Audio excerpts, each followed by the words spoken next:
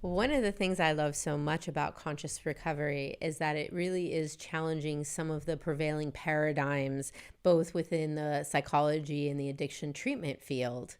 Do you want to speak to that a little bit? Some people might even find some of the ideas controversial. Yeah, and what I want to say about that is thank you, actually, because we are in this new era, and more of us are waking up to some new ideas and some new ways of seeing.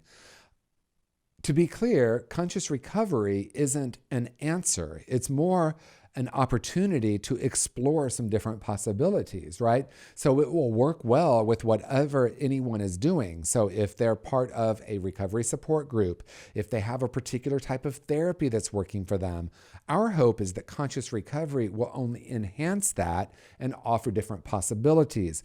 The absolutely last thing I would ever want is for anyone to say conscious recovery is the one and only answer. That's the issue with certain paradigms. The paradigm themselves, the modality itself can be really useful, but if anything or anyone says this is the one and only answer, that's when it becomes restrictive because nothing is the one and only answer for everyone. Right. And that black and white thinking is part of what's difficult about addiction, is that so many people who are struggling with addiction are seeing things in this black and white, very polarized kind of way. And that includes the way they're seeing themselves as good or bad. I'm fundamentally bad. I'm wrong. I'm broken. And unfortunately, some of the traditional treatment paradigms are reinforcing that by saying, yes, you are defective. Yes, you have a pathology. Let me give you a label. Right? Yeah, and to take it even further, some people are taught that in their religion, that you're born fundamentally broken. So we're coming in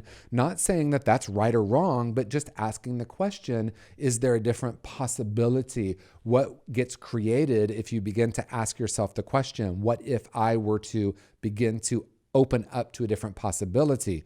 When I look in the eyes of a newborn child or a very, very young child, what I call the pre-programmed human, I see love, I see light, I see joy. I remember feeling that and I remember disconnecting from that.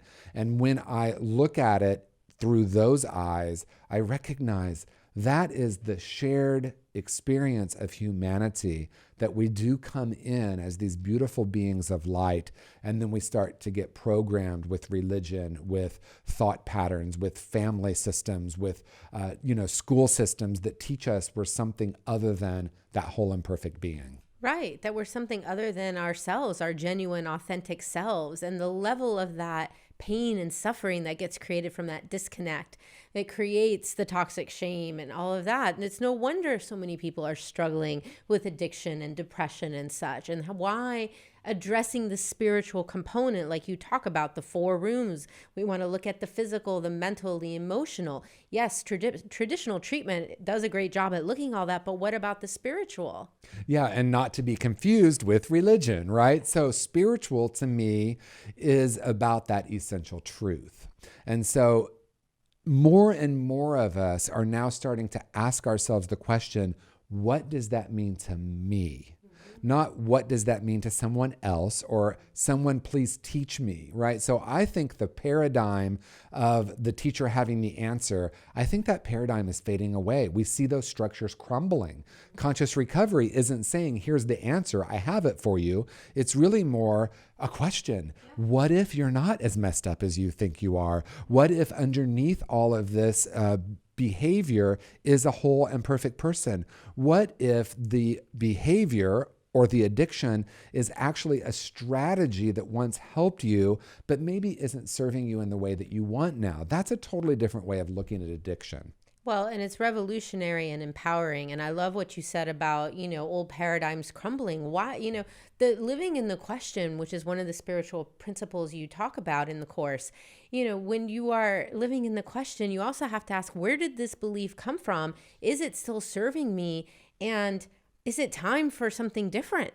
It's so interesting. I think about it from politics, right? They'll say this person flip-flopped because she has a different belief than she did 20 years ago. I mean, I hope so. I hope I have a different point of view than I did 20 years ago. Yeah. We're always evolving. We're always opening up to new possibilities. And what I see happening with the way we have viewed addiction is there have been, 1 or 2 paradigms that have been the primary way we view and treat addiction, and they do work well for millions of people, but they also don't work well for everyone. So we want to offer different possibilities, different ways of approaching it, different ways of viewing it, and then also treating it. Yeah, we want to let things evolve, right? Even medicine, 100, 200 years ago, we only had a couple of tools and things to work with. And now there's so many possibilities, right? I think addiction treatment needs to also continue to expand. And while we're making strides and maybe the, biomedical aspects and medications and things like that, what about the spirit? What about that piece? That hasn't evolved in thousands of years in some paradigms. Yeah, and I love what you're saying, because truly integrated treatment to me, and maybe treatment's not even the best word, but a truly integrated person is looking at all those rooms you mentioned: physical, intellectual, emotional, spiritual. I'm not really compartmentalized. They're all parts of me. And there are important breakthroughs that have happened in the physical world or the medical world that are groundbreaking and important. There are new ways of looking at brain science that have been really important in shifting the paradigm. What we're saying is there's also this spiritual piece that when we bring that in, as well as the other rooms, we do become more holistic, which really just means a whole person or integrated. Yes, and you can't address one without addressing the other. They're all interrelated and interconnected. And if you're overlooking any one of those rooms, you're not going to really recover fully. Right, because there's a part of me that is not being addressed, right? So the Buddhists have a concept of these 4 rooms, and it's really that we need to spend some time in each room. And most of us, myself included, we have a room or two we like to hang out in and maybe not so much look at the other one. So we're offering this possibility that when we spend time in each of these different rooms, that we do become a more whole and complete person. I'm reminded too of working with people that are very, very scientific, that say, well, spirituality is not for me, because they have these ideas about what spirituality is.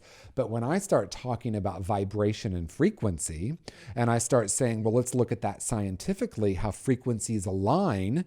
And if I'm holding the frequency of there's something fundamentally wrong with me, why would I be surprised that I'm experiencing that in my life? Oh, yeah. If you start looking at quantum physics, like the convergence of science and spirituality is happening for sure. And the more they find out, the more they think they know, the less they realize that they know. Yeah. And what I love too is science and spirituality, we're starting to come to very similar or the same conclusions. And to me, that's a very exciting moment, because pure science is actually living in the question. It's like, I wonder what is really happening here. Now, quantum, what you're bringing in is, what if there's more than one thing happening here? And what happens when we expand and open up? So in that same way, we can look at spirituality as a form of science, really. And that is, what if? It's the original spirit of science, which was the what if, and it was about the question and the curiosity. Yeah. And unfortunately, just like religion, some science is like, no, we have the answer. Dogma. But that's right. Exactly. And what's breaking down now is theology. What's breaking down now is points of view and these constructs. And when we think of structures crumbling, we often think of external.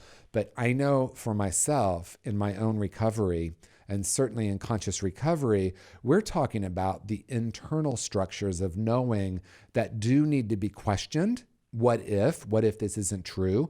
As those begin to crumble, we actually return back to that original vibration or that original sense of wholeness. And that's why this work is so revolutionary for the world, because as people begin to heal what they have thought up until now is broken within themselves, as they reconnect with that essential wholeness, that does on a quantum level vibrate out into the world, and we create healing for the world, and it reverberates in others and across the planet. Absolutely. And that is what is so exciting to me about the time we're living in. We're living in a time now where we've shifted the needle, if you will, to possibility rather than what we have believed to be true, right? More and more of us are saying, What if that's not true? What if what I was taught in school isn't the truth or the ultimate truth? I mean, the example I use over and over again is it was once a fact that the world was flat. Now, I have people say that's not true. It wasn't a fact. It was a perceived fact.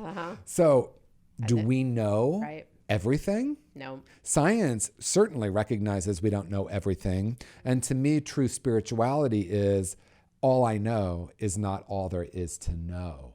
And that opens up possibility rather than constriction. Yeah, it's like the universe itself ever expanding into infinite possibilities.